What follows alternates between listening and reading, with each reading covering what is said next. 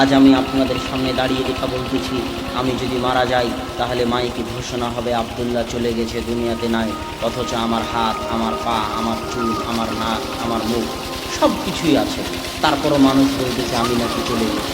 তার মানে আমি এতক্ষণ যে কথা বলছিলাম, তো আমার ভিতরে একটা রূপ ছিল, ওই রূপটা আমার ভিতর থেকে চলে যাবে। ওই রূপটা যেখানে যাবে সেখানে বিচার হবে। ওই রূপটা যেখানে গেছে সেখানে বিচার হবে। অতএব বিচার সত্য, অতএব কিয়ামত সত্য, পরকাল সত্য। যে আল্লাহ আপনাকে প্রথমবার বানিয়েছে তার জন্য দ্বিতীয়বার বানানো সহজ। তাই বুদ্ধিমত্তার পরিচয় দিন, নিজের জন্য কিছু করুন, নিজের স্বার্থ বুঝতে শিখুন, স্বার্থপর হয়ে নিজের জন্য কিছু করুন। সন্তান সন্ততি মানুষজন বাড়িঘর অনেক করেছেন, এবার একটু পরকাল কিয়ামতে নিজের জন্য কি নিয়ে যাচ্ছেন তা একটু দেখুন। এই জন্যই কিন্তু আল্লাহ আপনাকে সৃষ্টি করেছে।